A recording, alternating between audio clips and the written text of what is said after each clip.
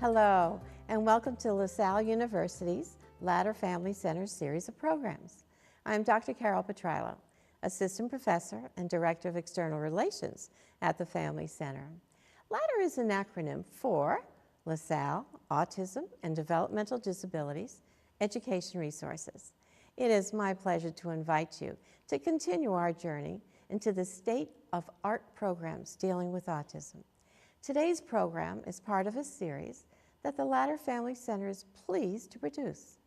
As you may know from previous broadcasts, the Ladder Center is unique in that it is supported by an interdisciplinary team that includes education, psychology, speech, language, and hearing pathology, marriage and family therapy, and social work.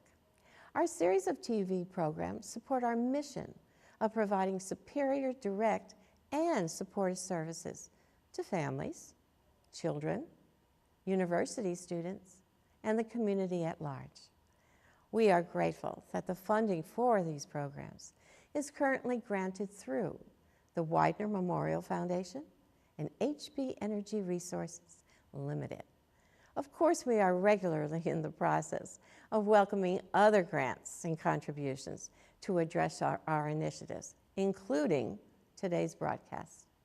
Besides our regular series of workshops directed to the needs of families, our center also provides individual and family therapy, speech and language services for children, technology, accessibility, and training for families, social work, and respite services. Our plans for the future include expansion of programs, respite care, and transition programs from both school to work as well as colleges and universities. I sincerely hope I have provided a reminder of the services of the Ladder Family Center and its critical attention to the special needs of families. Now, as I said earlier, one of our community outreach programs includes our series of LaSalle television broadcasts. Today, our emphasis will be to continue our discussion of behavioral strategies to assist children that are on the autism spectrum. Our last program provided detailed effective strategies, classroom interventions, and today we are going to emphasize best practices that work with children in the home. Now, when we return, our presenters, Ashley Lampson and Brianna Bronstein, will leave an informative discussion, and at the conclusion of our presentation, please note the Ladder Family Center's contact information. Certainly, we will welcome your involvement.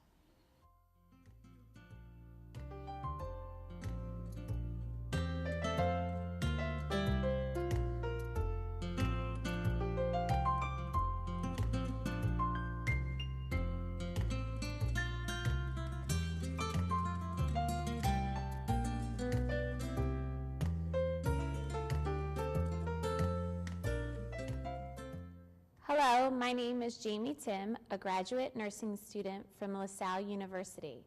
According to the American Foundation for Suicide Prevention, 41,149 Americans took their lives in 2013. Here in Philadelphia, the suicide rate is slowly rising. A mix of factors are contributors of suicide: financial problems, relationship issues, mental health disorders, or substance abuse are among those factors. If a person talks about killing themselves, having no reason to live, being a burden to others, feeling trapped or unbearable pain, have them call the Suicide Prevention Hotline at 1-800-273-8255. The more warning signs displayed, the greater risk for suicide. This message brought to you by LaSalle University School of Nursing and Health Sciences. Have you ever had someone repeatedly put their hands on you even though you were saying no? Been threatened into an unwanted sexual activity? Each year, there are almost 300,000 victims of sexual assault, Unwanted touching, attempted rape, and committed rape and even receiving sexually threatening messages. are all forms of sexual assault. Anyone can be a victim. No matter the age, gender, or ethnicity, take a stand Against sexual assault. Hungry for LaSalle TV?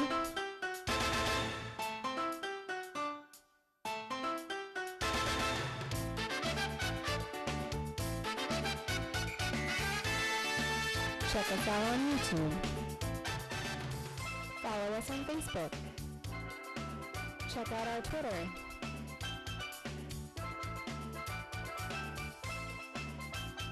And continue watching LaSalle TV.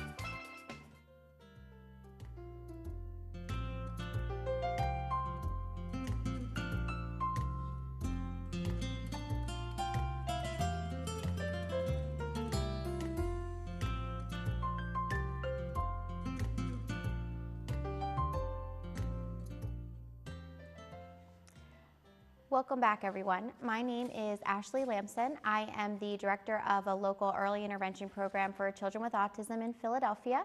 Prior to that position, I spent several years as a special educator educating children with autism in private and public school settings. I'm also here with my colleague, Brianna Bronstein.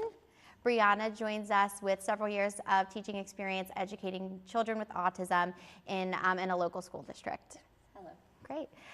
So Brianna and I were here several months ago, and we at that time had a discussion about evidence-based practices for children with autism in the school setting and in essentially classrooms. And we're here today to continue that discussion, but to focus a bit more on home-based interventions or effective interventions that work in the home setting. So Brianna, you know how I feel about effective interventions and evidence-based interventions, and if we're going to be leading discussions about evidence-based interventions, then it's really important that we note the research involved in those interventions.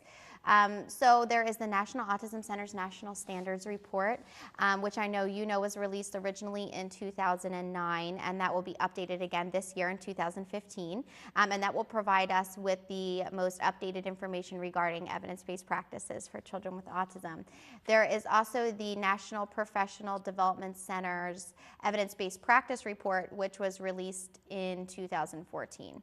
And we mentioned this in the last broadcast. Essentially what those groups did were scour single case research designs to be able to say these are evidence-based practices or effective interventions for children with autism as noted in the research. Also, those reports, they did a lot for us. So they also kind of identified emerging practices, right? So what practices in the field are emerging, but we still need more research, right. Things like sensory integration therapy. And then they also noted which evidence-based practices have not been founded in the research and actually proven ineffective. So those reports gave us a lot of really great information to work off of. Mm-hmm. So I figured what we would start talking about today is the implementation of functional routines, which we know is an evidence-based practice, of course, in the school setting, but also an evidence-based practice in the home setting, and can actually be quite helpful and functional for our families to implement at home. Right. So if we just want to start off by, of course, going over some examples of things that can be functional in your child's life. So a functional routine, we call it this because it's a skill that is functional and purposeful for your child in life. So that's something that you do every day in your home. An example would be waking up in the morning and getting ready for school. So Absolutely. There are so many other functional routines within that larger one, such as brushing your teeth, brushing your hair, getting dressed, coming downstairs, eating breakfast, getting ready your for shoes. School in the morning. Right. Absolutely. Just all of the basic things that we do every day that for a lot of our kids may need to be broken down, which is something in functional routines that we call task analysis, Great. Which would be taking one large task and breaking it down into smaller, more manageable steps for our children. Great. So would you say essentially functional routines are, they're predictable routines, right? They're something that we implement in our home that it's almost a means to an end. So like you mentioned, an arrival routine when getting home from school, it's a means to an end, right? You need a way to successfully transition into the home setting after a long day at school, right? So it's predictable for our kids. So a functional routine is something that's going to be consistent. We're going to implement it daily. We're going to practice. And naturally for our kids, and in just a moment we can show some really great examples, but naturally they're going to need prompts. They're going to need assistance in the beginning to be implementing functional routines in the home, but the whole goal is independence. Right. And I think what's important to note in the home setting is functional routines really, after they're taught successfully, decrease a lot of stress on the family. Mm-hmm. Wouldn't you agree with that? Right. A lot of the skills that these children need help with are skills that they're dependent on on somebody else for. Absolutely. So even if it's something as simple as getting dressed, they may require assistance from a parent or something else. So the goal is to gain independence so that these are tasks that can be done independently for the child when early on, and then eventually as an adult to further into independent living or things such like that. Great, excellent. So why don't we show some examples? And well, we should note before we jump into the examples that all of functional routines, especially for children with autism, knowing that a core deficit is communication, we're going to be working on or implementing visual supports, right? Visual supports are huge. You see them in classrooms, you see them in many different environments to support children with autism, knowing that communication is such a major deficit. So why don't we jump into some of the examples that you brought here today? Okay, sure. So a lot of these examples are things that you may see in a classroom, but of course they can also be used in the home. So it's important that the things that we're seeing in the classrooms can also generalize into the home setting. So if it's something that's working in the classroom, it should also be able to work at home. Absolutely. So just something simple that can be made in school or at home is something called a first and then board. So this says first work, but it could be first, and here just like some simple Velcro, and it could be first sit. So that could be first sit at the dinner table, first sit and sit with your brother, or first sit and do your homework, and then you can get whatever the reinforcers are working for. So this child may really like Cheez-Its, it could be the computer, it could be anything that's reinforcing for the child. Excellent, and I think this is a really good example, of a really basic functional routine, right? So you come home from school, you check your first then board becomes our routine, and it's first snack and then homework is a really good example. So a lot of parents, their kids are in school all day long, they know they're being programmed for, right? They're really successful in school, but they come home and we kind of lose some of that unless we're using, like you said, consistent strategies. So a first then board is a really great example of a basic functional routine that your child could be using in the classroom that you can then generalize to the home setting. And you can use them in so many different environments, right? First snack, then homework. First homework, then TV. They're so easily manipulated that we can use them in so many different scenarios or instances or different types of routines for your kids. So just another example of some things that we may see. This is a communication board for a child. So if the child is having difficulty expressing their wants or needs, if they're already having a hard time and those behaviors have escalated, but they may have trouble with communicating what is wrong or why they're mad or what they want, you can use a simple board like this. And this one's a little more complex, maybe for a higher learner, but it has a lot of the basic things that a child would want to get across to somebody. So like, I don't want that. So maybe in that moment they can't find the words to express that to the person, whether it's their parent or a worker or whatever it may be, but this board can guide them and provide the visuals that they may need to support their feelings at that time. That's really great, and I think boards like that are also, they become our students' voice, right? They become our students' form of mode of communication.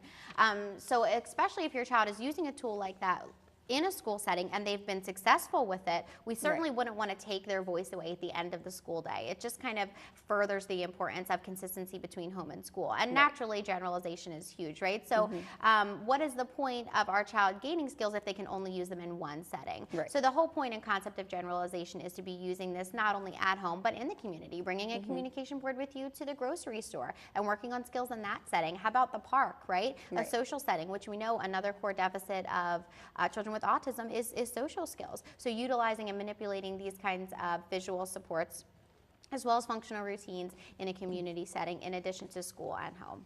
Right, and something going along those lines of things that are easy to take along with you anywhere is having a lot of the visuals on a small ring like this. So this can be just a lot of your basic things that you may need that the child has been successful using in the school. Their teacher may wear this around their neck all day and they've gotten so used to that, so it'd be great for the parents to take it along with them. So it's just your basic, don't interrupt. I need a break. It can be very overwhelming for a lot of our children to be in a large environment like a mall or a grocery store, and there's so many sensory overload for a lot of our children that something like this, if they can't tell you that, they can say, hey, Mom, I need a break. So having these cards on you, quick and easy, keep in your bag at all times. Even stop just to review our safety rules if we're walking in the parking lot.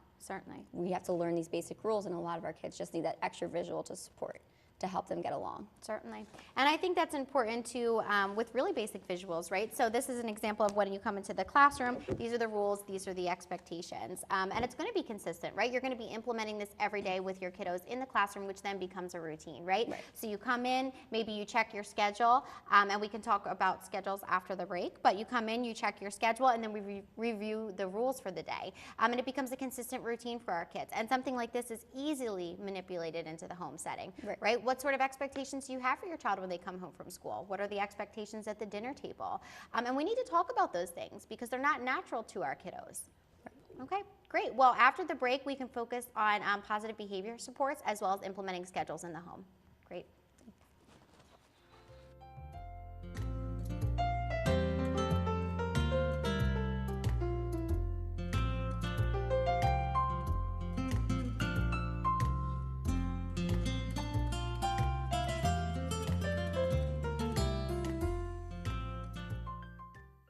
University's communication department. Students learn to think and do. Every semester, communication students create and implement public relations plans for local nonprofit organizations.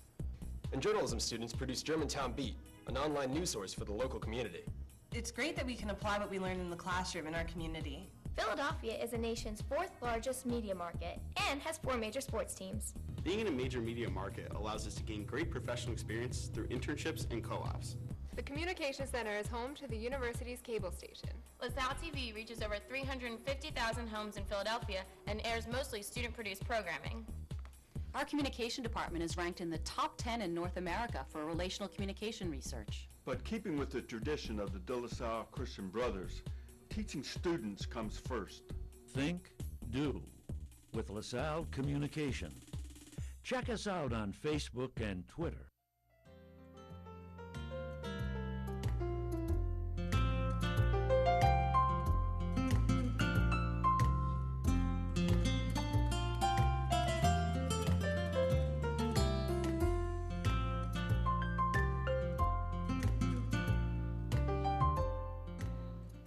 Welcome back, everyone. Again, briefly, my name is Ashley Lamson. I'm here with Brianna Bronstein, and we've been chatting a bit about evidence-based practices that can be implemented for children with autism in the home setting.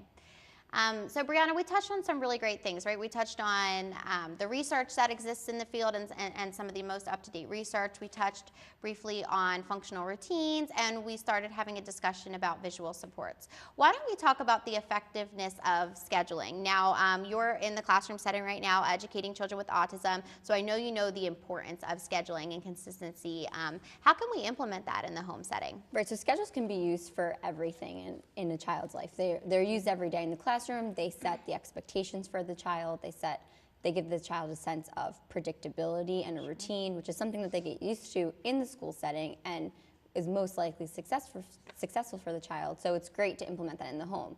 Some examples can be having a schedule for those functional routines, like getting ready for bed. Sure. So instead of just saying, hey, Joey, it's time to go to bed, breaking that down for the child and giving them a schedule so they can see, well, what do I have to do to get ready to bed? So I have to go upstairs, change into my pajamas, brush my teeth, unmake my bed, whatever those steps may be for that particular child.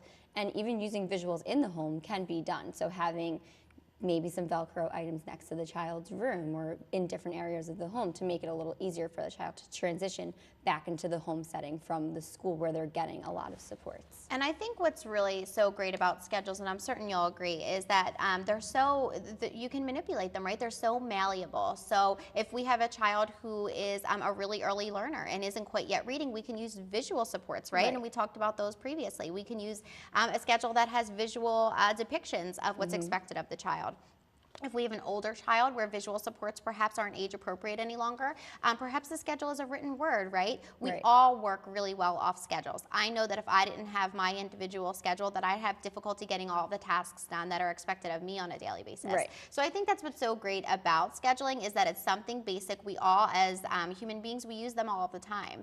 And they're so malleable. They can be completely individualized to our individual kiddos. Right, and even for our really early learners, like you said, maybe the cartoon picture may not be appropriate for that child, but like you said, it's so malleable that it's great for kids that you can even make it even more personal for that child by taking pictures of things that are familiar in their home. So using your phone or your camera to take a picture of the child, the Brushing his family teeth. members in their house, making it more of a connection, a real life connection for the child, and showing them the things that are familiar to them in their environment.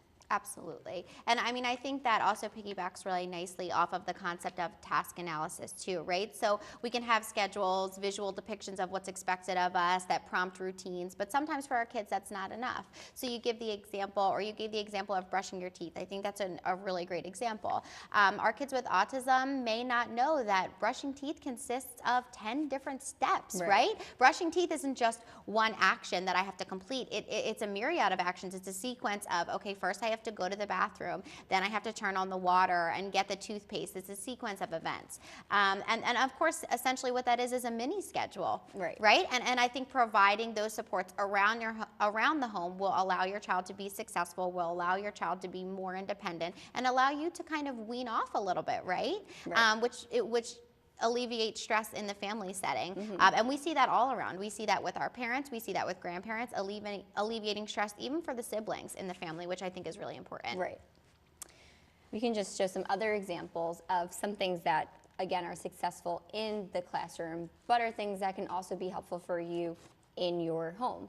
So something as simple as sitting and watching television may come really easy for most kids, but for a lot of our kids with autism, it's hard to just sit there and be quiet so that their mom and dad and sister can sit there and quietly enjoy their show. So just having simple visuals like quiet voice can really help the child. Just give that simple reminder of, oh, okay, it's TV time, like time to be quiet. Like these are the expectations. So again, breaking down, showing the child what the expectations are. And I think what's also great about those is sometimes our kids with autism become what's called prompt dependent, right? So we see that all the time in schools. As adults, we're constantly giving verbal prompts or verbal reminders to our kids. Do this, do that, quiet voice, it's time for this, it's time for that.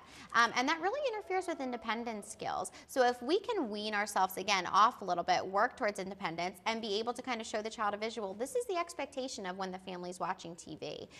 Then again, fostering independence for our kids and teaching them skills to mastery. Right, and for a lot of kids, they're looking for that attention. So that verbal prompt from the family may be what they're looking for. So eliminating that verbal prompt and showing them the visual and lessening that attention may be what the child needs to alleviate those behaviors that they may be showing. Absolutely, and I think that's a really good lead-in into some of the behavioral modification visual supports we brought today. So I'll start off with a very basic token economy. Now, essentially, what is a token economy? They're often referred to as penny boards, right? What is it but a positive reinforcement system for our kids? So we're going to start off, and the most important thing, I think, when working off of positive reinforcement systems is to do motivation assessments, right? What are actually reinforcers for our kids? We want to make sure that it's something that's meaningful to the individual child and specific to them. What may be reinforcing in a school environment may be not so reinforcing at home, or vice versa, and I think that's okay. We need to be able to assess our different environments, what is really truly motivating for our kids, and then use that to essentially our advantage in terms of completing tasks and following through with demands. So here's a really great example of a token economy, and again, this can be manipulated for lots of different levels. So we have the child naturally working for an iPad, right?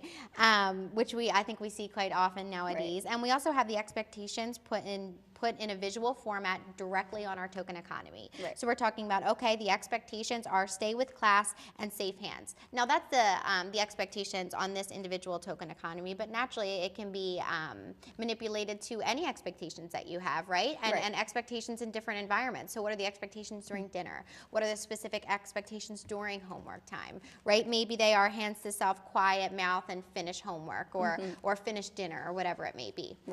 So essentially, we're giving the child visual prompts, what we expect of them, and in addition to that, we're giving the visual prompt of what they're working for, right? What are you working towards by engaging in these tasks? And then we may have time intervals. We may, for every 1 minute that the child successfully completes an assignment at home, a homework assignment, or for every 1 minute the child's able to successfully participate at the dinner table with their family, they get a token, right? And after after 5 or 10 or however many tokens you deem appropriate for your child, they're able to access that reward. So essentially, these are used in lots of different environments, and they just speak to our students' strengths, right? They're visual, they're structured, they're consistent. It goes again with back to routines, so you can implement a routine like this at home and in the school setting, Right. as well as in the community. And it builds off the most important concept, which is really motivation. Right. Other visuals that we have, and again, that's just one example of a token economy. We also have, this is a really great example. So this is kind of working off of a 5-point scale, right? So another behavioral modification type tool. Again, you're going to see visual support. So they speak to our students' strengths. This one is increasing in terms of outside voice, right? So you can teach your child that when you're in the house, engaging with your brother and sister, our voice may be at a 2 or 3. Right? Right. But when you're outside playing and we have outside voices, we're going to jump to a 5. Do you use tools like this in your classroom? Have you found them successful? Yeah, we have a lot of these just hanging around the classroom all the time. So we may even bring it outside with us to show the child, okay, here's the difference between we're inside and we're using our quiet voice. So now we're outside, it's okay to use our big voices, and showing to monitor. And it's really a good self-assessment tool as well, because the child can look and see, where am I? Am I at a 1? Am I at a 2? Am I getting too loud? And sometimes the children may self-assess their peers and be like, you're getting too loud, you know, that it can really bother them. So this is great in the classroom and would definitely generalize over to the home setting. Yeah, I think that's a really good point. So tools like this start off as teaching tools. So we're teaching our kids, this is what voice off looks like. This is what a whispering voice looks like, right? We're going to model it for them. We're going to reinforce it. We're going to utilize it in the classroom, in the home setting, and then they wind up using them as a self-assessment tool later on, which even furthers independence. Right. Some other basic visual supports that you can utilize in terms of behavior modification in the home are things like social stories. And again, you can find lots of social stories on the internet. There's lots of different resources out there. This particular example is staying safe, right? So how do I stay safe in the home setting? How do I stay safe in the community setting? And again, Brianna, you use strategies like this in your classroom, correct? Right. Definitely good to help the kids in social interactions, both at school and in the home. Okay, great. Well, thanks so much for joining us today. I appreciate you being here, Brianna. For more information at on the Ladder Center, please check the LaSalle website.